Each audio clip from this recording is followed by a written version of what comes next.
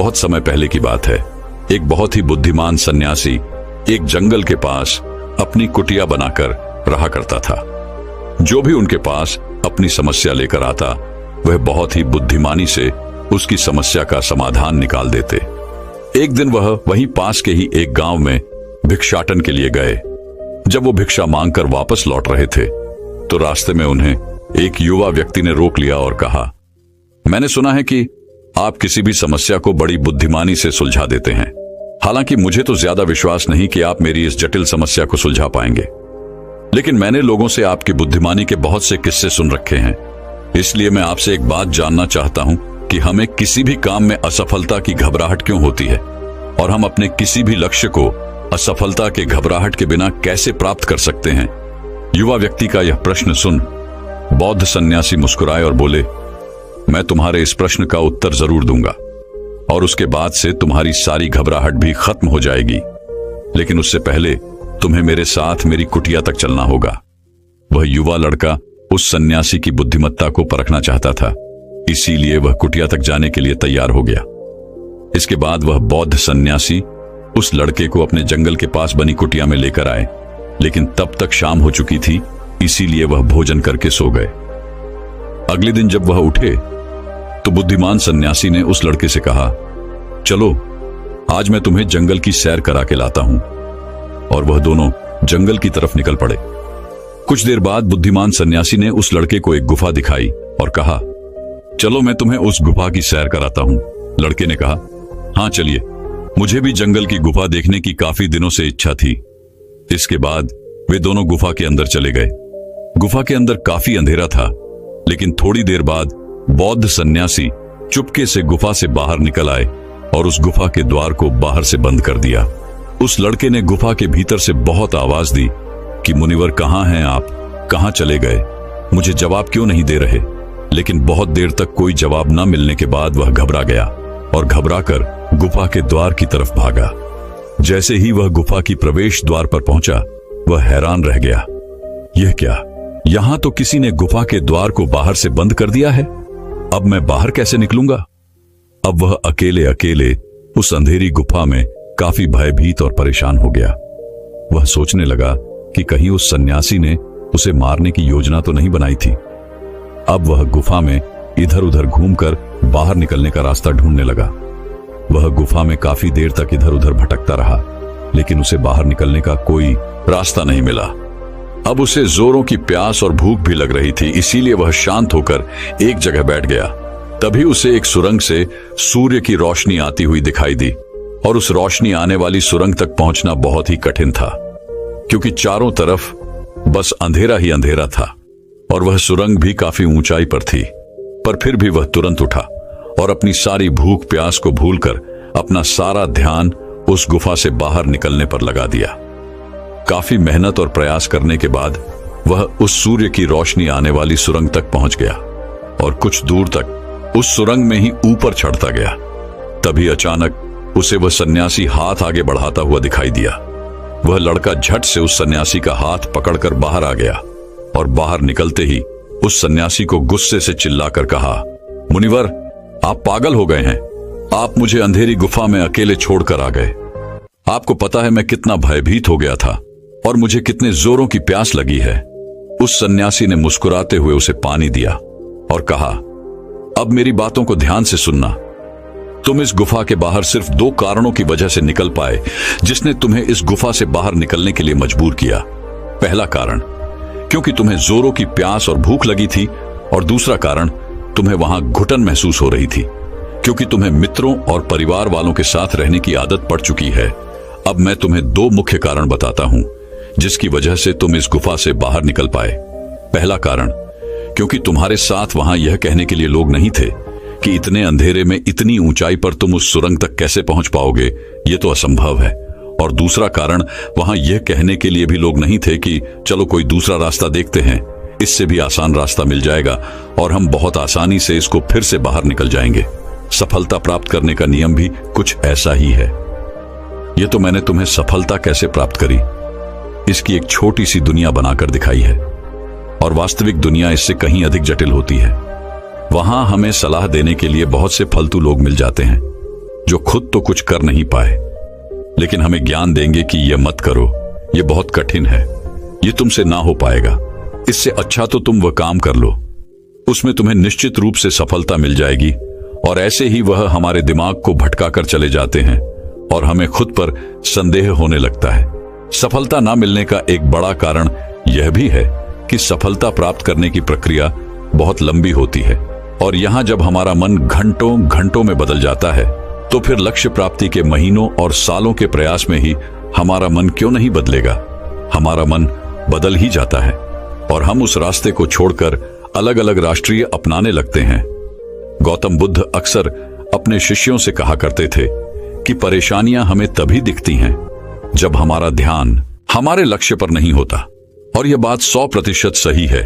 जैसे जब एक तीरंदाज तीर मारने वाला होता है तो वह अपनी एक आंख को बंद कर लेता है और दूसरी आंख से सिर्फ लक्ष्य को देखता है, तब जाकर वह अपने लक्ष्य को भेद पाता है। ठीक इसी प्रकार हमें सफलता का डर तभी लगता है जब हमारा ध्यान अपने लक्ष्य पर न होकर रास्ते पर आने वाली कठिनाइयों पर होता है। तुम इस गुफा से बाहर इसीलिए निकल पाए क्योंकि तुम्हें गुफा के अंदर सुरंग से आने वाली रोशनी के अलावा और कुछ दिखाई नहीं पड़ रहा था। अगर उस गुफा के अंदर प्रकाश होता तो तुम वहां के बड़े बड़े गड्ढों और कीड़े मकोड़ों को देखकर डर जाते और वहीं भटकते रह जाते। इसीलिए अपना सारा ध्यान केवल अपने लक्ष्य पर टिकाए रखो और आसपास क्या हो रहा है, लोग क्या बोल रहे हैं, उस पर ध्यान देना बंद कर दो। तुम्हारे मित्र और रिश्तेदार क्या कर रहे हैं, उन्हें सफलता मिली कि नहीं, ये सब देखना बंद कर दो और केवल खुद के काम पर ध्यान दो। फिर देखना कि जब तुम्हारा समय आएगा तो लोग खड़े होकर तुम्हारे लिए तालियां बजाएंगे। और इतना कहकर वह बुद्धिमान सन्यासी मौन हो गए। उस युवा लड़के ने कहा, मुनिवर, आपने तो आज मेरी आंखें ही खोल दी। आपने कही हर एक बात में ही मुझे बुद्धिमानी नजर आई। आप सच में बहुत बुद्धिमान हैं, इसीलिए सभी आपको बुद्धिमानी का लोहा मानते हैं। मैं आपको वचन देता हूं कि आज से मैं मेरे मन को कभी भी असफलता के डर से नहीं सताऊंगा। मैं अपना पूरा ध्यान सिर्फ अपने काम पर लगाऊंगा और जल्दी ही एक सफल व्यक्ति बनकर दिखाऊंगा। इतना कहकर उस लड़के ने बुद्धिमान सन्यासी का धन्यवाद किया और वापस अपने गांव चला गया। तो दोस्तों, चलिए इसके बाद की इससे भी अच्छी कहानी की शुरुआत करते हैं। पुराने समय की बात है। नगर में रहने वाला सबल नाम का एक लड़का अपनी जिंदगी से बहुत निराश था। उसकी निराशा का कारण यह था कि वह अब तक कुछ भी नहीं कर रहा था। उसके माँ बाप उसे ताने मारते कि तेरे सारे मित्र कुछ ना कुछ कर रहे हैं, लेकिन तू अभी भी घर में ही बैठा हुआ है। मित्रों के बीच भी अक्सर उसका मजाक ही बनता। वह कहीं जाता तो लोग उससे पूछते कि क्या कर रहे हो। उसे यह बताने में बड़ी शर्म आती कि अभी वह कुछ भी नहीं कर रहा। धीरे धीरे उसने रिश्तेदारों के यहां जाना और लोगों से मिलना जुलना कम कर दिया। वह ज्यादातर समय अपने घर में ही बैठा रहता। वह अकेले में रोता, भगवान को कोसता और अपनी किस्मत को दोष देता। अब उसे अपनी जिंदगी बोझ सी लगने लगी थी। कभी कभी वह सोचता कि जब वे कुछ करने के लायक ही नहीं हैं, तो फिर उसके जिंदा रहने का भी क्या फायदा, उसे तो मर जाना चाहिए। एक दिन वह अपने नगर की एक सड़क से गुजर रहा था। तभी उसने देखा कि एक गुरु दुख के ऊपर प्रवचन दे रहे हैं। वह भी वहीं भीड़ में पीछे बैठ गया और गुरु के प्रवचन सुनने लगा। गुरु बोल रहे थे कि दुख एक गुरु की भांति होता है जो हमें जीवन की सच्चाई दिखाता है और हमें सही से जीवन जीने का तरीका सिखाता है। आप चाहें तो अपने दुख रूपी गुरु से जीवन जीना भी सीख सकते हैं और चाहें तो उस दुख में डूबकर बैठकर रो भी सकते हैं। सबल भी गुरु की यह सारी बातें ध्यान से सुन रहा था, लेकिन उसे गुरु की यह बातें सही नहीं लगी। उसने खड़े होकर कहा, दुख कुछ भी सीखा कर नहीं जाता, सिर्फ पीड़ा देकर जाता है। दुख की पीड़ा अनंत होती है। ऐसा लगता है इसके बाद कुछ भी नहीं होने वाला, कुछ भी नहीं मिलने वाला। मृत्यु भी उसके सामने छोटी लगने लगती है। गुरु ने कहा, आखिर क्या दुख है तुम्हें? सबल ने अपना सारा दुख गुरु के समक्ष कह सुनाया और पूछा, क्या आपके पास मेरे इस दुख का कोई समाधान है? गुरु मुस्कुराए और बोले, जिस दिन तुम्हारे पास सच्चा दुख आए उसी दिन मेरे पास लौट कर आना, मैं तुम्हारे दुख का समाधान अवश्य करूंगा। इतना कहकर गुरु वहां से चले गए। सबल ने सोचा, क्या मेरा दुख सच्चा नहीं है? क्या जिस दुख से मैं गुजर रहा हूं वो झूठा है? कोई भी मेरे दुख को नहीं समझ सकता। जब माँ बाप नहीं समझ पाई तो गुरु क्या समझेंगे? अपने दुखों से परेशान होकर सबल ने एक निर्णय लिया कि अब वह कुछ करके दिखाएगा। उसने एक छोटा सा व्यापार शुरू किया, लेकिन उसमें उसे सफलता नहीं मिल रही थी। पर उसके घर वाले खुश थे कि वह कुछ तो प्रयास कर रहा है। वह अपने व्यापार में जुटा रहा और उसे धीरे धीरे सफलता भी मिलने लगी। फिर उसने रफ्तार पकड़ ली और सिर्फ 3 साल के अंदर ही वह एक बड़ा व्यापारी बन गया। अब सबल के चारों तरफ ऐसे बहुत से लोग थे जो उसकी चिंता करते थे, उसे पसंद करते थे, उसके काम की प्रशंसा करते थे। अब उसके घर वाले भी उसकी प्रशंसा करते नहीं थकते थे। दिन प्रतिदिन उसके मित्रों की संख्या बढ़ती जा रही थी। अब वह अपनी जिंदगी से बहुत ही खुश था। उसके कुछ मित्रों ने उसे सलाह दी कि जब तुम बड़े व्यापारी बनकर इतने खुश हो तो सोचो कि अगर तुम इस नगर के, इस राज्य के सबसे बड़े व्यापारी बन जाओ तो तुम्हारे पास कितना सुख होगा, कितने लोग तुमसे जुड़ना चाहेंगे, तुम्हारा कितना नाम फैलेगा, स्वयं राजा भी तुमसे मित्रता करना चाहेंगे और जरूरत पड़ने पर तुमसे ही धन उधार लेंगे। मित्रों की यह बात सबल के मन में घर कर गई। अब उसने और भी धन कमाने का प्रयास शुरू कर दिया, लेकिन उसे यह सब कुछ बहुत ही जल्दी चाहिए था। वह यह सब कुछ प्राप्त करने में अपना ज्यादा समय बर्बाद नहीं करना चाहता था। इसीलिए उसने ऐसे भी कार्य करने शुरू कर दिए जो उचित नहीं थे। उसने बड़ी मात्रा में अपने मित्रों से धन उधार लेना शुरू कर दिया। ज्यादा मुनाफा कमाने के लालच में अपने सामान में मिलावट करने लगा। उसने दूसरे व्यापारियों के खिलाफ षड्यंत्र भी रचे, उन्हें डराया धमकाया। जैसा जैसा उसके मित्र उससे कहते गए वह वही करता गया। वही इन तरीकों से ज्यादा धन तो कमा रहा था, लेकिन अब उसके जीवन में सुकून ही रह गया था। उसके मन की शांति गायब हो गई थी। उसे रातों में नींद नहीं आती थी। वह किसी उधेड़बुन में लगा रहता था। सुख सदन की सारी वस्तुएं होने के बाद भी उसे किसी में सुख नहीं मिल रहा था। एक दिन सबल अपनी गाड़ी में सवार होकर कहीं जा रहा था। तभी रास्ते में उसे गुरु का आश्रम दिखा। वह रुक गया। वह गुरु के पास जाकर बोला, गुरुदेव, आपने कहा था कि जब तुम्हारे जीवन में सच्चा दुख आए तब मेरे पास आना। अब मैं बहुत दुखी हूं। मेरे रातों की नींद गायब हो गई है। मुझे कहीं सुकून नहीं मिल रहा। इस तरीके से सबल ने अपनी सारी समस्या गुरु के सामने कह सुनाई। गुरु ने कहा, जब तुम मुझसे पहली बार मिले थे तब भी तुम किसी दुख में थे। तुमने उस दुख से क्या सीखा?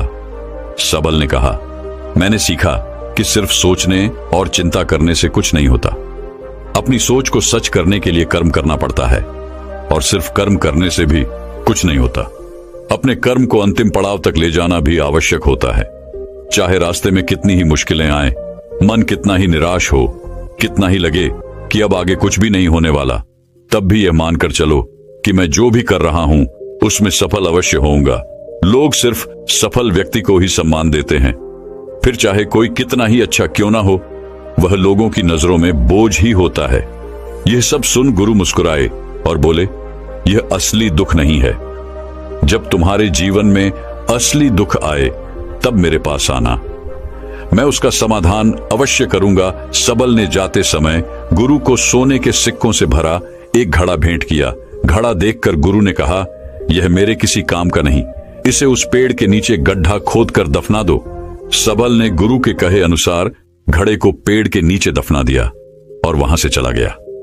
कुछ दिनों तक तो व्यापार अच्छी तरक्की कर रहा था, लेकिन गलत व्यापार की वजह से ही धीरे धीरे उस व्यापार में घाटा होने लगा। उसकी सारी धन संपदा धीरे धीरे खत्म होने लगी और एक दिन ऐसा आया जब उसके पास कुछ भी नहीं बचा और वह कर्जे से भर चुका था। लेकिन वह निश्चिंत था क्योंकि उसने सारा कर्ज अपने मित्रों से ही लिया था। वह सोचता था कि उसके मित्र बुरे समय में उसका साथ देंगे, लेकिन ऐसा कुछ भी नहीं हुआ। बुरा समय आते ही मित्रों ने ही सबसे पहले अपना उधार मांगना शुरू किया और उधार वापस न करने पर जान से मारने की धमकी भी दी। उसके शुभ चिंतक, उसे चाहने वाले सब उससे दूर हो गए। उसके वो मित्र जो उसके साथ मौज मस्ती किया करते थे, अब उससे दूर भागने लगे। उसके परिवार वाले उसे उसकी गलतियां और कमियां गिनाने लगे। उसकी सारी संपत्ति नीलाम हो गई और उसके पास कुछ भी नहीं बचा। उसने अपने पिता से सहायता मांगी तो पिता ने कहा, मेरे पास यह थोड़ी सी ही संपत्ति है, अगर मैं यह भी तुम्हें दे दूंगा तो तुम्हारी मां को कहां रखूंगा? यह संपत्ति ही हमारा आखिरी सहारा है। सबल के भीतर बहुत गहरा दुख था। उसके आसपास ऐसा कोई भी नहीं था जो उसके दुख को समझ सके, उसे संभाल सके। लोगों से मिले इस धोखे और विश्वासघात की वजह से ही वह अंदर तक टूट गया। उसे लगने लगा, अब जीने का क्या मतलब? अब तो मृत्यु ही एकमात्र सहारा है, वह आत्महत्या करने। एक पहाड़ी की तरफ जा रहा था कि तभी उसे याद आया, गुरु ने कहा था, जब तुम्हारे जीवन में असली दुख आए तब मेरे पास आना। सबल गुरु के पास गया और अपना सारा दुख कह सुनाया। वह आंखों में आंसू भरकर बोला, मेरे इस दुख का समाधान कीजिए गुरुदेव। गुरु ने कहा, जब तुम्हारे जीवन में असली दुख आए तब मेरे पास आना, मैं उसका समाधान अवश्य करूंगा। सबल ने कहा, अभी जो मेरे जीवन में घट रहा है वह दुख नहीं है। आखिर असली दुख होता क्या है गुरुदेव? गुरु ने कहा, सबसे पहले तुम यह बताओ कि तुमने अपने इस दुख से क्या सीखा? सबल ने कहा, मैंने सीखा कि जो लोग हमारी सफलता, हमारी तरक्की की वजह से हमारे जीवन में आए हैं, वह हमें धोखा अवश्य देंगे, क्योंकि वह बुरे समय में हमारे साथ खड़े नहीं होंगे। वह केवल अच्छे समय में हमारा फायदा उठाएंगे और बुरे समय में छोड़कर चले जाएंगे। भरोसा केवल उन्हीं लोगों पर करना चाहिए जो हमारे बुरे समय में, असफलता के समय में हमारे साथ खड़े रहते हैं। लेकिन ऐसे लोग बहुत ही कम होते हैं, पर जिसके पास होते हैं उन्हें उनकी कद्र करनी चाहिए, उनका अपमान नहीं करना चाहिए। मैंने यह भी सीखा कि कभी किसी के खिलाफ षड्यंत्र नहीं करना चाहिए, ईमानदारी और धैर्य के साथ अपना काम करना चाहिए और कभी लालच नहीं करनी चाहिए। अपना सारा दुख और अनुभव बताने के बाद सबल आंखों में आंसू भरकर गुरु के सामने बैठा रहा। थोड़ी देर बाद गुरु उठे और उस पेड़ के नीचे गड्ढा खोदकर वह घड़ा बाहर निकाला जो सोने के सिक्कों से भरा हुआ था और उस सबल को दे दिया और कहा, जब तुम्हारे जीवन में असली दुख आए तब मेरे पास आना। सबल ने गुरु को धन्यवाद दिया और उन्हें प्रणाम कर वहां से चला गया। उसने उस घड़े से एक छोटा व्यापार शुरू किया और वह एक छोटा व्यापारी बनकर भी खुश था। उसने पूरी लगन और ईमानदारी से व्यापार किया। देखते ही देखते वह अपने नगर का फिर एक बड़ा व्यापारी बन गया। उसका जीवन खुशियों और सुविधाओं से भर गया। लेकिन कोई कितना भी अच्छा हो, कितना भी अच्छा काम करे, दान करे, लोगों की मदद करे, लेकिन जीवन में दुख तो आता ही है। तो सबल के जीवन में भी दुख आया। उसके माता पिता एक ही दिन में मृत्यु को प्राप्त हो गए। सबल अपने माता पिता से बहुत प्रेम करता था, इसलिए उसे उनकी मृत्यु से बहुत गहरा आघात पहुंचा। वह उन दोनों के पार्थिव शरीर को शमशान घाट ले गया, जहां उनकी अंतिम क्रिया की गई। वहां उसने अपने माता पिता के शरीर को जलते हुए देखा तो उसका मन बेचैन हो गया। उसके अंदर बहुत से प्रश्न उठने लगे। वह घर वापस आया तो उसने अपने माता पिता के घर और संपत्ति को देखा जिसके लिए उसके पिता हमेशा लड़ते रहते थे।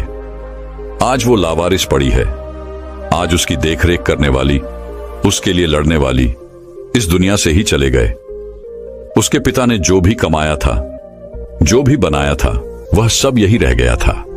एक दिन पहले तक किसी से भी अपनी संपत्ति के लिए लड़ जाने वाले उसके पिता आज खुद इस दुनिया से अलविदा हो गए थे।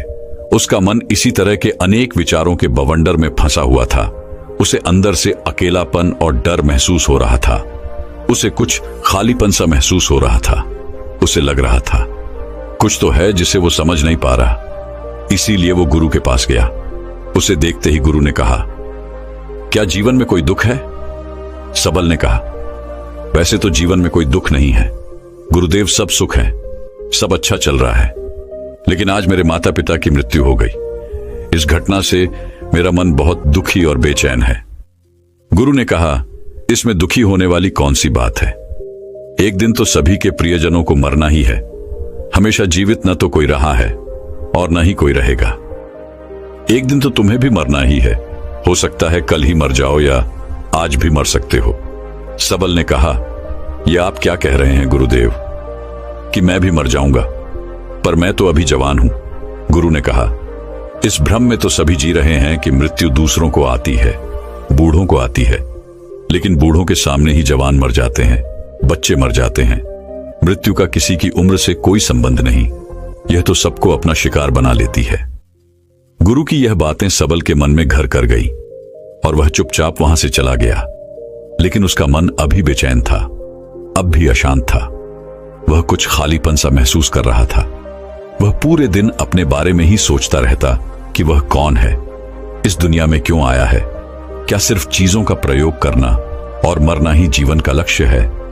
ऐसे ही बहुत से प्रश्न उसके मन में लगातार उठ रहे थे, लेकिन उसे अपने किसी भी प्रश्न का उत्तर नहीं मिल पा रहा था और उसका दुख दिन प्रतिदिन बढ़ता जा रहा था।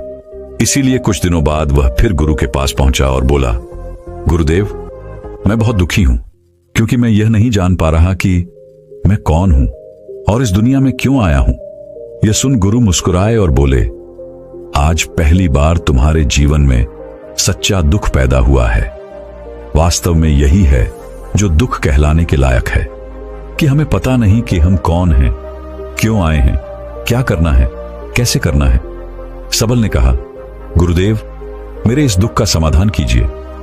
गुरु ने कहा, हम सभी इंसान जीवन भर क्या इकट्ठा करते रहते हैं। सबल ने कहा, हम सभी इंसान जीवन भर धन, संपत्ति, मान सम्मान, परिवार, मित्र, पद प्रतिष्ठा इत्यादि इकट्ठा करते रहते हैं। गुरु ने कहा, क्या इन इकट्ठा की हुई सभी चीजों में से एक भी चीज हम अपने साथ ले जा सकते हैं?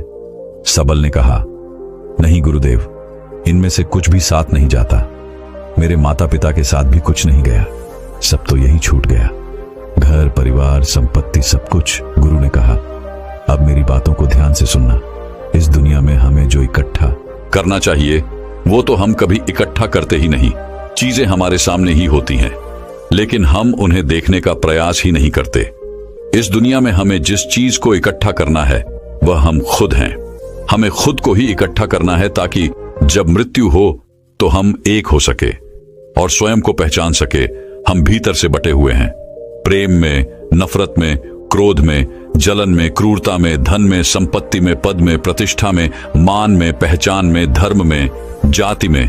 ऐसे ही सैकड़ों हजारों चीजों और वासनाओं में हम बटे हुए हैं। हम टुकड़ों में जीवन जी रहे हैं। इस बंटवारे की वजह से हमारी चेतना कभी एक नहीं हो पाती। हमारी चेतना शक्ति बिखर गई है, इसलिए हमारे पास इतना भी समय नहीं है, इतनी भी ऊर्जा नहीं है कि हम मुड़कर एक बार अपने भीतर देख सकें।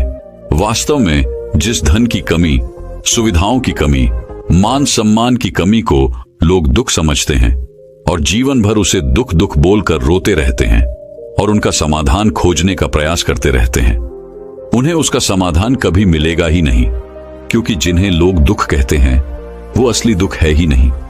वो तो सिर्फ इंसान की चाहत है, उसकी इच्छा है जिसकी पूर्ति कभी नहीं की जा सकती।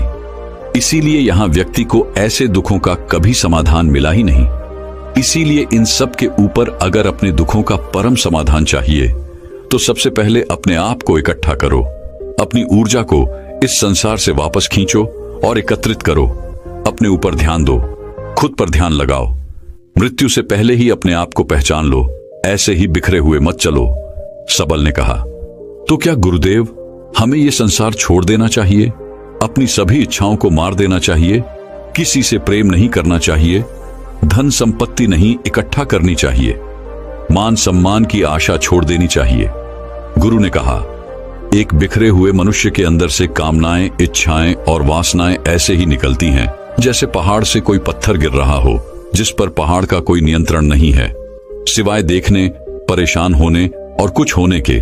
इसी प्रकार एक बिखरे हुए मनुष्य की इच्छाएं अनियंत्रित और दुखदायी होती है। उसका अनियंत्रित मन कुछ भी इच्छाएं और कल्पनाएं करता रहता है और दुखी होता रहता है। लेकिन जब व्यक्ति एकत्रित हो जाता है तो वह जो भी करता है सब उसके नियंत्रण में रहता है, तब इच्छाएं भी उसकी इच्छा से निकलती हैं। सबल ने कहा, गुरुदेव, आपने मेरे सच्चे दुख का समाधान कर दिया। आपका बहुत बहुत धन्यवाद। आज से मैं खुद को एकत्रित करने का प्रयास करूंगा। गुरु ने कहा, मानो शरीर में बहुत ऊर्जा है, बहुत शक्ति है और यह बेकार के कामों में भटक रह गई है, पृथ्वी की चीजों में लगी रहती है। यह ऐसा ही है जैसे कि एक अत्यंत शक्तिशाली मशीन किसी बच्चे के हाथों में दे दी गई हो और वह बिना सोचे समझे, बिना किसी नियंत्रण और जानकारी के बस इसकी शक्ति को कहीं भी बर्बाद कर रहा हो। इसीलिए अपने चेतना की शक्ति पर ध्यान दो और इसे एकत्रित करो। सबल को अपने प्रश्नों का उत्तर मिल चुका था। उसने गुरु का धन्यवाद किया और चुपचाप वहां से चला गया। दोस्तों, मैं उम्मीद करता हूं कि यह कहानी सुनने से आपके जीवन में अच्छे बदलाव आए होंगे। आपको इस वीडियो से क्या सीखने मिला, ये कमेंट करके जरूर बताएं और अपने परिवार, दोस्तों या आपके करीबी इंसान के साथ ये कहानी शेयर करके उन्हें भी इस ज्ञान से परिचित करवाएं। बाकी अगर आपको ये वीडियो दिल से अच्छी लगी हो तभी इस वीडियो को लाइक कर देना, और आपने अब तक इस चैनल को सब्सक्राइब न किया हो तो चैनल को सब्सक्राइब भी जरूर कर देना।